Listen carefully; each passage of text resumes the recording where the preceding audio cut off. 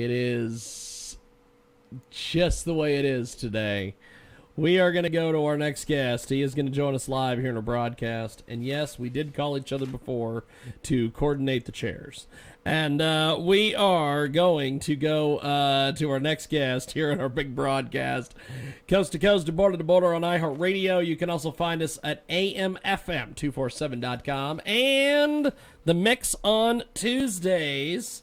And we have got a great guest going to join us here in just a few seconds here on our big program. Going to connect Jay Bird Wells, hopefully, to the conversation here. And if not, we'll just keep it going here with Power Rob. Rob Bradley is with us today. He joins us live, and he has got a tremendous, I got all sorts of people calling me that are not scheduled for interviews right now. Rob, how are you, sir? Talk to us a little bit about your stuff. Yeah, how you doing? Doing pretty good. How you guys doing today? Pretty good, actually. Tell us a bit about your background, man. So, I am a vocalist, songwriter from Baltimore, and so I get a little echo going on. 1 second. All right, cool. So yeah, I do a lot of writing. I do a lot of performing. I've been singing, writing music for probably about 10 years. Done a bunch of rock opera events in the Baltimore region over the past probably 8 or so years. I've got a project called Thrillkiller that's been around since probably 2015. We have a cinematic 80s time cop music film universe we've been putting together for the past few years, probably 3 of them. We got a 3rd installment for that series coming out probably in a month or 2. We're just wrapping a couple things up. And as of last month, I'm officially a recording artist with Aztec Records with my debut solo album by the name now Power Rob. So got a lot going on. Hello. How are you, my friend? We've got our we've got a great guest with us today. So Jay, tell us. I know you've got some questions here for Power Rob. Absolutely. Rob, you were saying something. I had that, but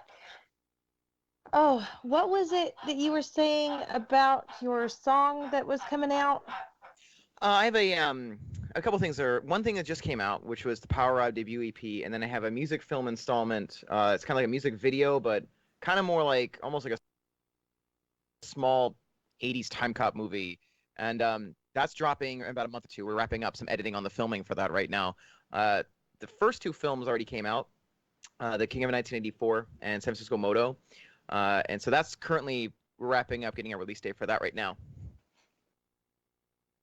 Yeah, I didn't catch the word that I was trying to clarify, so I guess we'll go on to a different question. Sure. You have made the transition from music into producing your own now? Yeah, I was for a couple years. I had an old band called Aries. We had a pretty good run. It was an '80s kind of like heavy metal band. We got to open for Sebastian Bach, Symphony X, Doro Pesch, The Metal Church, a bunch of big names, and I mostly wrote lyrics and melodies for that one. And then after that, I then built Thrillkiller, where I took the reins of writing everything. That word. Yeah. Did you say Thrillkiller? Thrillkiller, one word. Real. Okay. But yeah, That was bugging me earlier. So you definitely touched on the subject I wanted to talk about. Yeah. Tell me more about this Thrillkiller. Yeah. So Thrillkiller, I've been the songwriter for that one since 2015. Our debut album came out in 2016. We had a follow-up called San Francisco Moto, which was when we started kind of getting into like the kind of 80s movie kind of music film thing we were doing. And we're now working on our kind of, I think it depends on how it's received, but we might make this next one the 3rd installment, the final installment of this kind of giant, ridiculous 80s movie thing we're doing called Digital Desperado. And yeah, the films, if you haven't seen them, we go all the way. We have DeLoreans, we have fight scenes, we have special effects, we have actors, we have really big sets, all that stuff. So it's definitely, if you're into 80s cinema, B-movie stuff, you'll probably dig the music videos we got. Now, about this music videos and the different production, are you sitting in your green room? Oh, no, this is just a green screen I have when I sometimes do like streaming. So I just kind of always have it up. So every once in a while, if I have like a announcement or some sort of just fun little retro video game thing, I'll have this in the background for streaming purposes. Yeah, I didn't imagine that music studios had green screens, but boy, that would be a really cool comeback. Yeah, this green screens are fun. This whole setup here is pretty compact. This is my desk at home. We do have a bigger green screen at our band studio, but luckily for the music films we did, we actually didn't need green screen for too much. We used it in the first one. There was a DeLorean motorcycle chase thing we did, and there was some green screening in that one. And the newest one, there is some green screen, but for that one, we had to go to our director's studio for that one. It was a giant. I would not be surprised. It was maybe 15 by 15 foot one we had to use, but this one is just a compact one in case you need it. It kind of fits in a nice little case, and you can pull it up and everything. So I just kind of leave it up. Now you strike me as younger than 20. So why are you talking 80s stuff? Oh, I'm glad you feel that way. I'm definitely not quite that young. Knock on wood. I grew up just on the tail end of the 80s, so I was always a big fan of that kind of getting older. I grew up mostly in the early to mid 90s, so I just caught the end of it. But I'm glad to hear that. Hopefully it sticks around. Fingers crossed. So now what is your fascination with the 80s Well, music? for the 80s music stuff, I mean, I've always been kind of a fan of it. When I first got into music, some of my first recordings I listened to were, cassette tapes of Aerosmith, Queen. Then I graduated into Kiss, Judas Priest, and then eventually I stumbled onto Synthwave, and I really had a lot of fun with that, where they would take some 80s synth sounds and combine them with a little bit of modern production. But it just was always kind of my go-to. I mean, there are a couple bands I listened to that were more modern, I guess. Like Bad Religion were a big influence of mine, but outside of that, for writing music, I would say biggest ones for me like Judas Priest, definitely Kiss, but Paul Stanley specifically. But it's just always in the DNA of everything I wrote over the years. And so I always felt that, visually the 80s were a very colorful, kind of explosive era when it came to entertainment. And it's one of the most distinct aesthetics you can see. You can spot an 80s movie almost instantly compared to a different era. You can sometimes mix something from the 2010s and 2000s, and it's you can kind of tell which one's which. But if you see an 80s cop film, you'll know it's exactly what it is. And so there's always this kind of presence to them that I thought was a lot of fun to celebrate, almost in a tongue-in-cheek kind of manner. When we did the second film, the first one was kind of more of a self-contained story, but then when it was received well, I was like, okay, well, let's just make it a story. So the second one, we revealed my character as a time cop, and I was like, hey, good, let's go cheesy time cop story. So if you do that, you have to have the angry police chief, yelling at the character. I want your badge and your gun, all that. It was we got to do that. We got to get the angry police chief, all that stuff. That's awesome. There's just so many fun ways to have fun with that. I remember when I told the band too, I was like, listen, if people like the first one, we're gonna go time cop, but the first thing we need is the irascible police chief. If you get the angry police chief, that's your linchpin. He's one of the funnest characters in any cop movie. It's just the pissed police chief that he's gonna reprimand the hotshot cop, and so we had to make sure all those beats were right in there. There's so many fun things to try to celebrate with that, but with the 80s, it's interesting because unlike other decades, the tropes of the 80s become more enjoyable even if they're self-aware, even if they're self-parody at times. Ours was just loaded with just really bad time puns.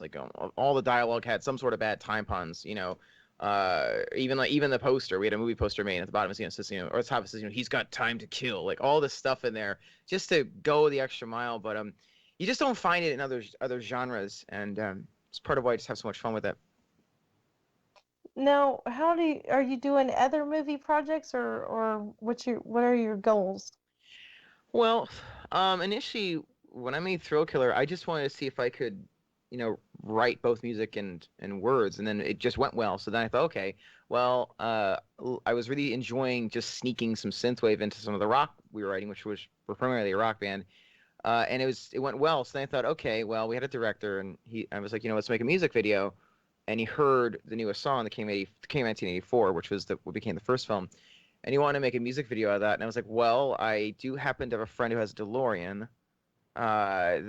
Okay. And so like the piece started kind of coming together. Like we were friends with this club up the street called kind of nearby here called Angels Rock Bar, which coincidentally had these beautiful pink and blue lit backdrops and stuff where the bar was, and it had a gigantic I think it was like plastic set of like lips with a cigarette over top the bar's massive thing. And I was like, okay, I think we know where we're going with this. And then around that time I used to do a lot of performances with a company called the Baltimore Rock Opera Society, and they're like a gigantic rock theater company that has these ridiculous productions, and they're absolute blast. But a lot of times you kind of get some fun hand-me-downs at times. Like I got I saw a post in one of our groups, and it said there's this theater company that makes professional costumes that has to get rid of a warehouse full of 80s B-movie costumes. And so I was like, wow. oh really? Well, that's a coincidence. And so like, I showed up with my bass player, and I was like, okay, bring the truck. And it was these amazing like sci-fi outfits, and I was like, you gotta be kidding me. We're making a music video. We need to do perfect. Get rid of those? They had to. They were like nearly 10 years old, and to be honest, I wouldn't wear them on stage because they are kind of in a state of decay. But for a music film, just a couple shots, some thugs here and there, that's perfect. And so we had this. We still have them in our band practice space. Like I would be hard pressed to find a band rehearsal studio that's as kind of uniquely weird as ours, because like you'll have these gigantic boxes of these 80s movie costumes. There's like weapons from the movies. There's a chainsaw prop we have from one of our battle sequences. There's like there's like a katana, all this other stuff. And just different spots in the band rehearsal room. And so like we would get these fun hand-me-downs. Like that all came together, and it was like everything screaming 80s movies. I love doing anyways. So that was number one. And number two, I was like, okay, we had all the parts kind of came together, as this kind of like a bottled lightning thing. Let's actually legitimately try to make this sequel explain the first one and really make it like we're going to get to actors. We're going to go all the way. And then a lot of times I keep getting a lot of these lucky breaks. Like we had a venue for the second film's fight sequence that fell through. And then 3 days before, I contacted a booking agent, and I was like, hey, listen, we need to get a place, to have these battle sequences in. Do you know a place? He's like, actually, yeah, I do. And he got us this venue called the Rockwells. It's a really cool, fancy bar that coincidentally had projector screens aimed at each wall, which had programmable backgrounds. And so I was like, okay, let's get flower blossoms, like kind of like falling in the background for the fight sequences. That'd be pretty, cinema there. So like all these things would happen there. I'm like, oh, cool, we made new friends. And then I think the biggest one, which is what's coming up, I happen to have done some rock opera performances with the Concert Artists of Baltimore, which was basically the city's symphony and stuff. And it was these ridiculous events we did, and the venue on the final run we did was just this gorgeous, gigantic Roman, almost Colosseum-looking sort of place called the Baltimore War Memorial.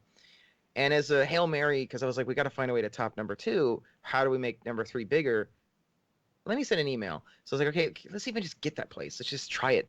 And then we did. And so now the backdrop for number 3 is this gigantic, just like gorgeous, like marble, like massive venue with like pillars and all this stuff. And so a lot of it is just like, initially was, I was a big fan of the 80s growing up. And then we just kept kind of getting these things handed to us where it was like, we're just going to have to go full 80s movie. We have the pieces here, we got to do this. So yeah, it worked out quite well. And I think it kind of helped graduate me into Synthwave, which has been more what I've been releasing. But Thrillkiller, I think, yeah, we got at least one awesome single coming out with obviously the music film, but it's definitely been busy. This is pretty amazing. We are gonna go to a song off Runaway, which is the EP. Yeah. Tell me a little bit about Strong. We're gonna play that here in a few moments. Strong was an interesting tune. I actually became friends with one of the top people at the record company, Aztec, almost by happenstance. Like they contacted me. They added me on Facebook randomly one day, and then I saw a story of theirs on Facebook about Freddie Mercury, and I just happened to have a studio recording of me doing "Save Me," and so I sent it over to them. I was like, hey, just check this out. And next thing I know, they're like, hey, we want to develop you as an artist, and so they sent me Strong. Strong was a song that I believe it was Enz 84 from France. He was the producer, and then Lau, which is the person I've been working with a lot, she wrote the lyrics to that one. So on the EP, it's only 3 songs, but we definitely put a lot of effort in all 3 of them. We have a cover of Careless Whisper, synthwave version of that, and then we have Strong, which is the one those guys wrote, and then the title track Runaway was kind of me just, I wanted to write something myself as well, to be like, hey, I could write something in this style too. So it definitely, each tune I think has a lot of promise in there. Strong's when they sent me the tune, it was actually Lau singing it, and her voice is very different than mine. She's got a very nice, very sweet falsetto when she's singing, and she wanted it done, quote unquote, more in a Freddie Mercury style, which is not really the way Freddie would do it. And so when I was in the studio trying to recreate the notes that she had done, but do it, kind of more in a Freddie kind of way, I realized that the Freddie approach wasn't necessarily going to work, because this is like a very smooth, synth pop kind of song with a little bit of rock in there. So what I did for the hook, I decided to use some tricks I picked up studying Steve Perry years ago. Because for a song like that, I felt his voice was just a bit more appropriate. But that hook it took some time, me and the engineer, just to kind of get the exact tones right for that. But definitely proud of it. Fantastic. Well, we are going to go to that track. I appreciate you joining us today. Thanks for coming on, and Sure. We will talk to you soon. Thank you, brother. Yeah, thanks for having me. Appreciate it. We are going to go now to Strong. It is here on your world famous Jiggy Jaguar Radio broadcast. We got more coming up.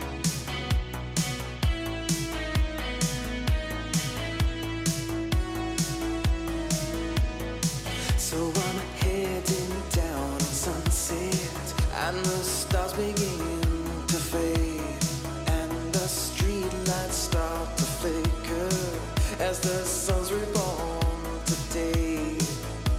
I swear I had the strangest dream. We were dancing on these streets. You had your Ray-Ban sun and me, and just kept moving my feet. Baby, we're strong in the rising light.